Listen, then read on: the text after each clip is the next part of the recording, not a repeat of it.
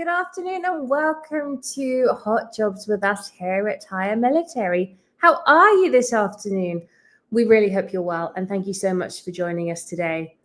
I'm Lucy Robinson and with me today is Amber Pitkin. Hey Amber, how are you? Hey Lucy, I'm good. Happy Tuesday. Happy Tuesday. And look who's first off the starting block with the comments. Dion, how are you? It's really nice to see you here with us today. Always a champion of ours. So we are back, as always, every Tuesday afternoon to bring you some incredible opportunities for transitioning service members, military spouses, and our veterans across the nation. Please don't forget to check the links in the description of the event today, where you will find lots of helpful resources and upcoming events.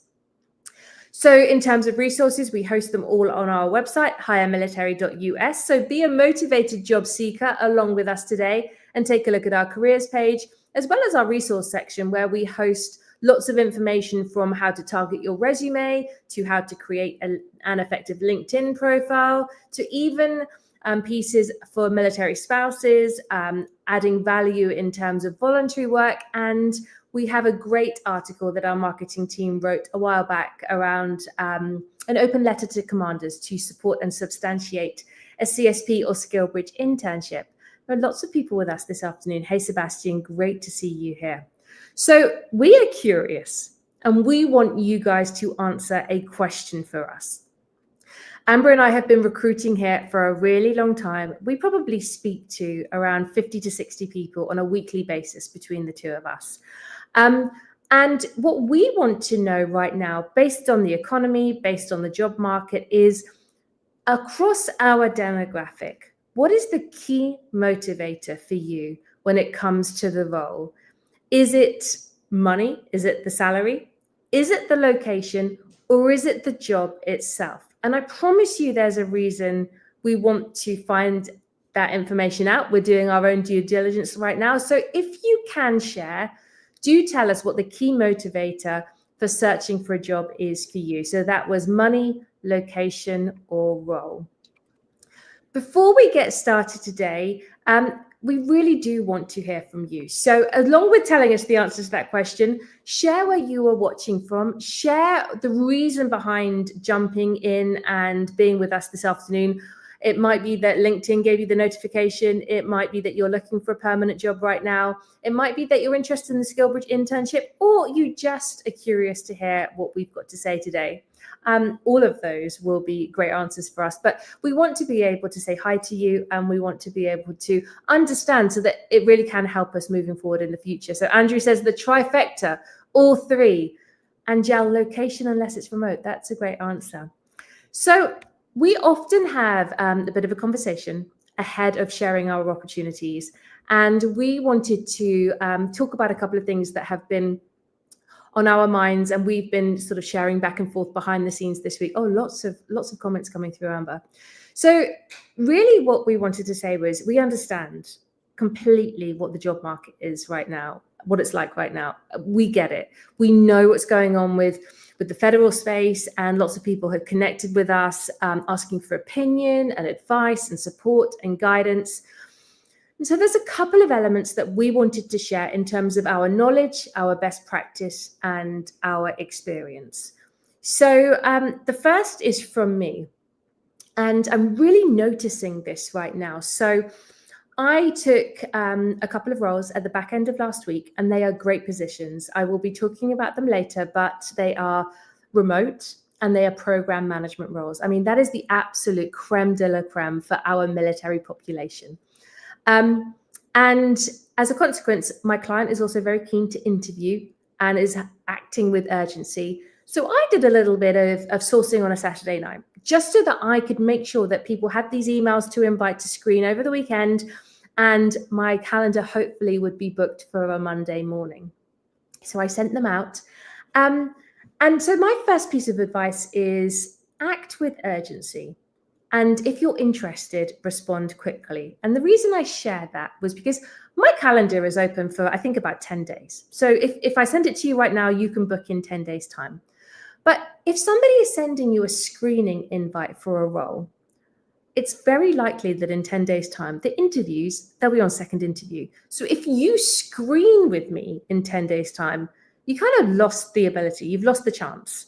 And did I write that on the email? No, I didn't, because I honestly made an assumption that this was just such an awesome position that people would be chomping at the bit to meet with me on Monday, if not Tuesday, because I know Monday's hard and my calendar gets booked up.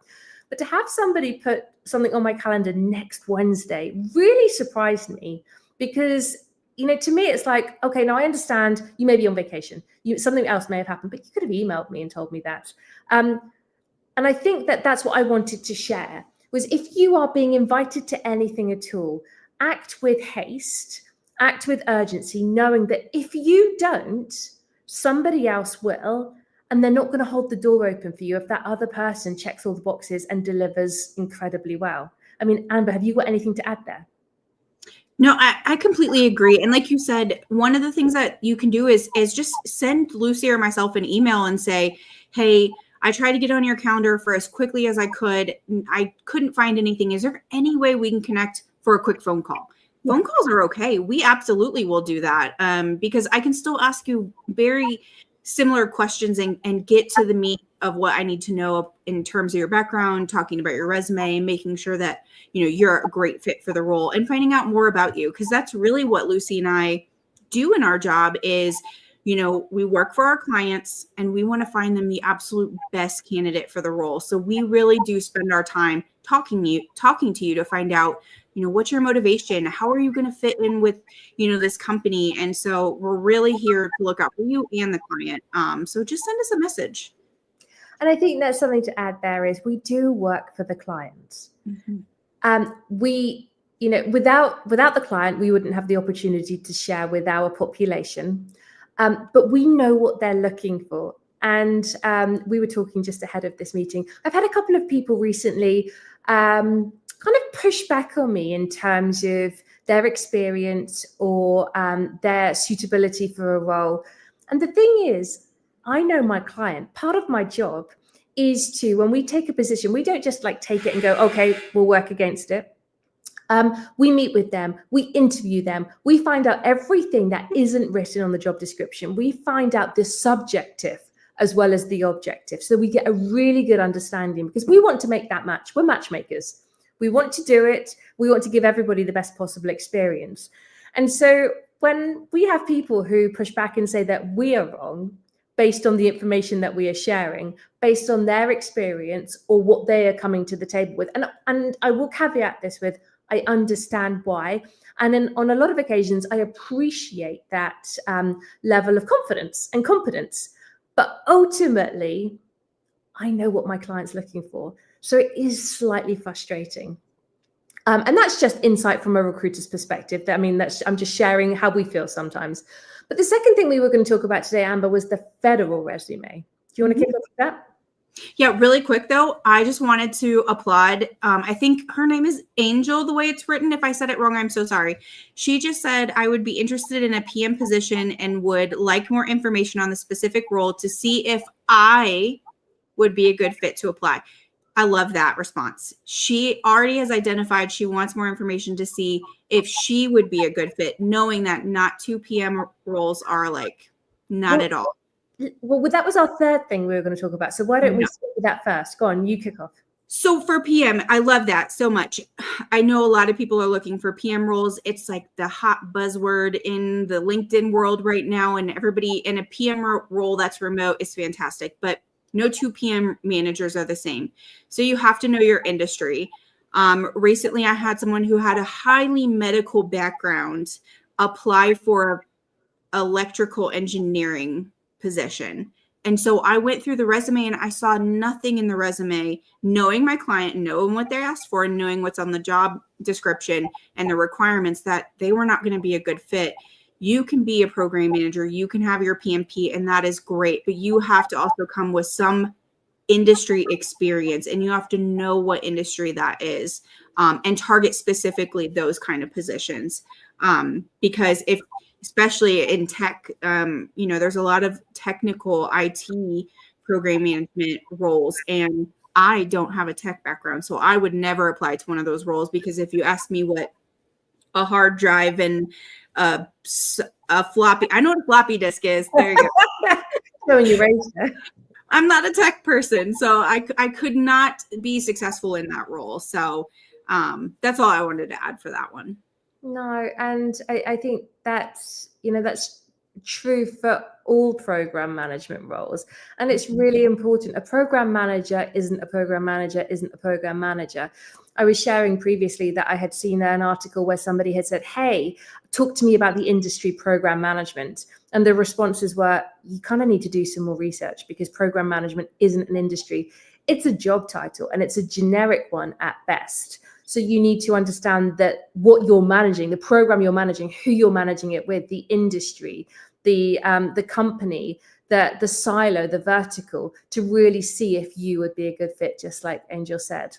Mm-hmm. But yeah, we were going to talk about the federal resume. Go on, you start with that. Yes. So the federal resume. So we identify, and we talk about this almost on a daily basis. We see everything that's changing out there in the job market right now. We know there are a lot of federal workers looking for jobs. Here's a key piece of advice. If you are transitioning out of the government industry and you are applying to corporate roles, make sure you're taking the time to craft and tailor a corporate resume, which is no more than 2 pages. Do not send your federal resume. And I say that with all the love in my heart because you will get passed over purely because they're going to look at it and go, they didn't take the time to edit their federal resume to the 2-page corporate standard. So they don't care enough. So please, please, please do yourself a favor. Edit that resume. Do not send a federal resume for a corporate position because it's just, they're going to count you out almost instantly. And I don't want that for you. So 2 pages, you can do it and tailor it specifically to that job. Answer all of those questions that job description is asking with your resume. Let's talk about that very quickly because there are lots of people here who are making applications right now. And I know that Krista answered Joel, but in terms of how to get to the interview. But let's talk about the formula to get to the interview. This is not magic. It's not foolproof, but it really helps. And it really starts with understanding, and this is your explanation, not mine, that the job is the company's problem. And you as the applicant, dependent on how competitive your application is, you are potentially the solution to that problem. We really want you to bear in mind that it doesn't matter how great you think you are, how perfect you think you are, how amazing your experience is, and it's exactly what's on the job description. First of all, if you don't articulate that and demonstrate that relevant experience in a really succinct, orderly, comparative way, you're not going to get invited to interview. Second of all, you don't know who your competition is. So if you don't make the effort, but 3 other people do, they are going to be the ones that get their email inviting them to meet, and you're not. So we know it's really painful. Like, we really know. We spend our time working with people constantly who are applying to our jobs, really elevating those resumes and getting them from a solid B up to an A+ before we submit them to our clients. Because your resume, if we work with you, reflects our professional experience as well. So we work really hard to get it up there. But you really need to identify that you are the best candidate. And that starts with understanding the job description, reading the qualification criteria, making sure that your professional summary up top, which is your absolute prime real estate, and I've said that so many times this week, that is your hook, isn't it, Amber? When we read resumes, like, we might have 50 to read in one sitting, and we've got to make decisions fast. So bear that in mind. Make our lives easy. Give us everything we need up top in the professional summary. So if you look at the qualification criteria, it really works for us if you reference everything that's needed up in the professional summary. Because what's your reaction, Amber, when you see all that up there? It's like literally the solution. Like, I literally just have to read your opening paragraph. If you're telling me in that first paragraph everything that the job description is asked for and you're doing it in that synopsis, I have everything I need. Everything else underneath is a reference that I can go back up and go, okay, yep, they mentioned that in their opening paragraph. Yeah, here's their background, here's their intention. And that's a really good question that somebody, I can't see who it is, who just asked about they're getting overlooked because they're overqualified. I mean, that's a great place that you only have to go back 10 years, right? And never would I say don't lie on your resume. Please, please, please do not do that. But you can also put your intention at the top of your resume to say, I am, an accomplished I wouldn't say, don't say accomplished. I am whatever your background is. I'm an IT expert with however many years experience, and I'm looking to do X, Y, and Z. Tell them why it is that you're applying to that job. Why maybe you come off as overqualified because of your education or maybe things that you've done in the past. But if you're looking to apply to this job because it holds the keys to something that you haven't quite mastered and you'd be an excellent addition to that team, tell them in that opening paragraph. I mean, and that's what people use for cover letters too. So if you're doing cover letters, that's absolutely where you would put that as well. But not every application asks for a cover letter. So if it doesn't, your opening paragraph needs to basically be your elevator pitch, honestly, to that job and why you are perfect for that position. And I think it's really interesting. I don't know if it's Kelly. I think Krista's written something underneath. We can't see who this person is who's written about the remote position, having trouble being overqualified. My thing is exactly like Amber said, don't ever lie. We act with integrity when it comes to the resume because you will get caught out at some point. But that document is yours to create as you see fit. You can include information or you can discount information and not include it based on the job. So you don't need to write War and Peace about every individual position that you have been in. You really only want to expand and elaborate on the roles that are relevant to the one that you are applying to. Really take a look at your resume and be objective and be self-critical and look at every single bullet point, every single word that you've written and ask yourself, is this information on here context or filler? Context being, they need to know this about me for me to be invited to interview, or filler, I'm proud of it. And I want them to know that I've got this wide, diverse range of experience. Because, and I say this all the time, I've got a nearly 25-year work history in recruiting, in talent acquisition. But in that time, I have been an account manager. I've been an operations manager. I've been head of client relationships.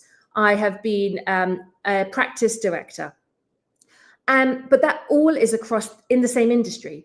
So dependent on the role that I was applying to next, if it was business development, I would really highlight my business development achievements, my experience, what I've done, what I've delivered, who I've managed, and I would really play down the rest of it because they need to know about that element of my work history, not the rest. And ordinarily, we talk about this related to the military career, don't we? Because the military candidate is very diverse, has an awful lot of history and experience compared to their civilian counterpart. So you really want to silo yourself and really just present and demonstrate the work history that is relevant to the role that you are applying to.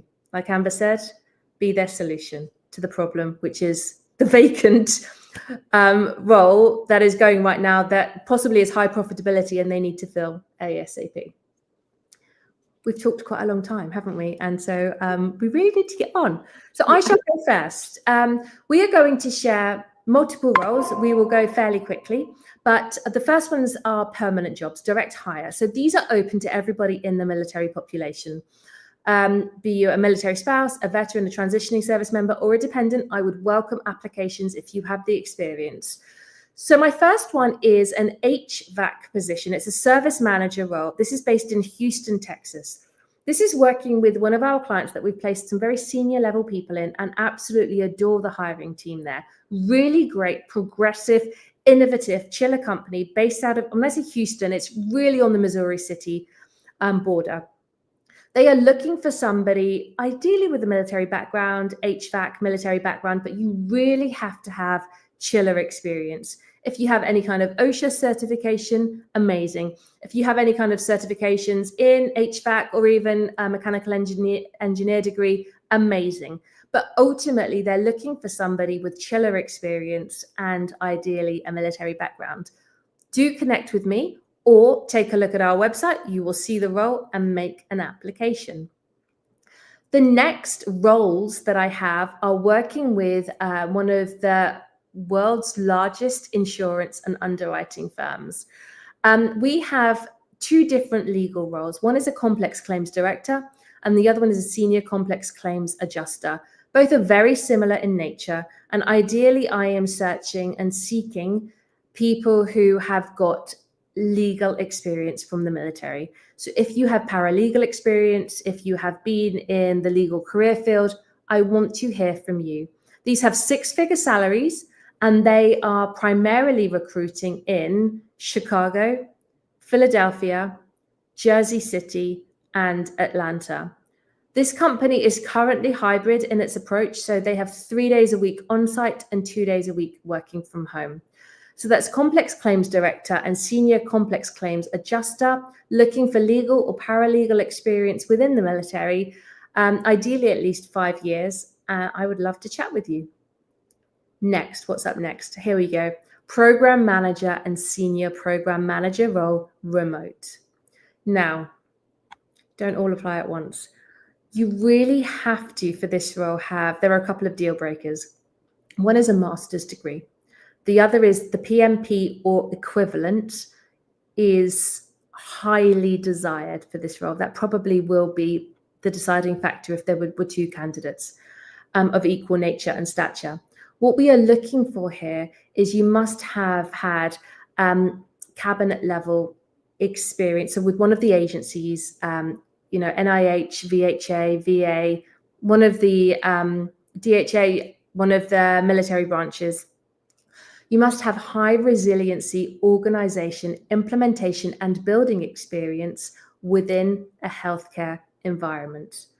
Everybody that I have spoken to who has come from a military healthcare environment absolutely knows what I'm talking about. So if you don't know the acronym HRO, you possibly might not be a suitable candidate for this position. But those are program manager and senior program manager remote roles. They're working with a GovCon out of the DC metro area, but these positions are remote working from home. And then finally, as always, I have my auditor roles, my senior manager auditor roles. These are hybrid, working out of Tyson's Corner, Crystal City, or Arlington. So very much National Capital Region or DMV based. You really need to have a secret clearance in hand already, not just eligible, and 6 years of federal finance experience. These are mid-range six-figure roles, and always looking to connect with people who are interested. So essentially what we're looking for are people who have got military, senior, finance, and accountancy experience. But that is it for me. Amber, over to you. All right, perfect. So Lucy shared, like she said, those are all roles that are available right now for full-time permanent hire positions. The roles that I'm going to talk about are specifically for SkillBridge, or if you're in the Army, you're used to the term Career Skills Program. So I say that at the front, just so you know, those are just a few roles that Lucy has shared. We have more permanent roles on our website. I'm only going to share a handful of SkillBridge roles, and then again, we have more on our website. So for SkillBridge, this applies to those who are still in the military currently and who are separating or retiring within the next, we'll say, year. Some of these have dates that are sporadic. They can start anytime, whatever your availability is, but you do have to be active duty and or guard and reserve on active orders who are separating or retiring within the next 6 to 9 months. So SkillBridge is your last 180 days is the eligibility window. Essentially, you go on PTDY for your last however many days you're approved for by your branch, and work as an intern, and hopefully secure a full-time position after the internship. So it's essentially a bridge between your active duty service time and your civilian time. So if you are interested, if you're not sure if you qualify, definitely reach out to your command team, your education office, your transition counselors, sit down with them, find out when you're available, what you're approved for, because every branch and every command team is a little different in what they approve based off of location and rank and, the mission and everything else. So make sure you're doing your research before you start applying, know what your availability is, because we will ask you those questions so we can provide those to our clients. And if for some reason you don't see a role on our website that is of interest, you can always create your own SkillBridge is what we call it. So if you're working with a company or you have, a family member who has a company and they want to bring you on as an intern, we can absolutely do that for you by hosting that internship for that company. We have lots of information to share about that. So if you are interested, just send me or Lucy a message and we'll be happy to help you out with that. So the first position I have is for an engineering technician. This is in beautiful Santa Clara, California. This is with our partners at Texas Instruments. This is super exciting because this is one position we have not recruited for them in California before. So they are looking for engineering technicians to work at Texas Instruments. For those who don't know, they don't just make calculators. They're a global semiconductor company who designs and manufactures, tests and sells analog and embedded processing chips. So they have a facility there in California. They're essentially looking for someone as soon as they possibly can get to be an engineering technician. You're going to work closely with various product lines, diverse product portfolios for some within the lab.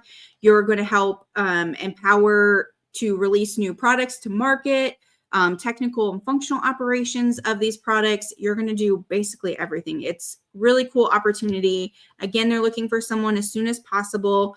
Santa Clara, California, and the minimum requirements is they're really looking for somebody who's been in, 3 to 8 years, has about 3 to 8 years of electrical or mechanical experience. So if that is of interest, drop a comment in the chat, engineering technician, and I will share the link after the live. The next position I have is for technical support engineers. This is a remote SkillBridge position. I'll come back to that part. This is with our partners at Datadog. So if you are a tech person, you're looking to get into the tech industry, you've dabbled yourself already with different coding, Python, Bash, Java, definitely this is a cool opportunity. It's 90 to 120 days. With Datadog Remote, you are going to learn how to be a technical solutions engineer as part of their team. You're going to provide demos and presentations, technical support, really cool opportunity. They're going to train you. Qualifications that they're looking for this one is Python. If you're proficient in Python, that is a huge plus, or other scripting languages, Bash, Java. Ability to interpret lines of code and a foundation of Linux is definitely really important. Additional qualifications, if you're familiar with SQL, you have computer science engineering background, customer facing, that's all fantastic too. Once this internship is over, the full-time position afterwards is not remote, it is hybrid. It is in one of 4 locations, either Denver, Colorado, San Francisco, California, New York City, New York, or Boston, Massachusetts. So you do have to be willing to relocate to one of those locations. Again, if you are interested in this position, hearing more, I'll be happy to chat with you. Technical support engineer. Finally, because I know we're getting close to the end of our mark, DLA. We are working with the Defense Logistics Agency. This is a very rare SkillBridge opportunity. We are super excited to bring this to you. This is with their finance department. They are looking for SkillBridge interns to bring on board as business analysts, financial liaison, and accountants. And also, if you're an expert in the accounting systems that they use. So they have a plethora of positions all over Virginia, Pennsylvania, Ohio, Michigan, and Texas. So definitely go to our website because they're all listed out there, what locations, what jobs, and what the requirements are. This is a SkillBridge that leads to a GS civilian position once you're done. Such a cool opportunity. No, you do not need to send us a federal resume for this. Just a simple 2-page corporate resume will do just fine, which is rare. So this is really cool. if you are interested in hearing more about Defense Logistics Agency, let us know. And they are looking to bring people on all year long. So definitely reach out and let me know. And that is what I have today, Lucy. Thank you so much. I couldn't take myself off mute there.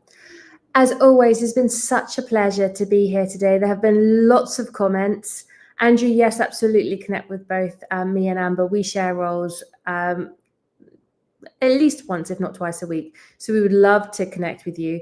But for everybody else, join us too. We want you in our population, in our network.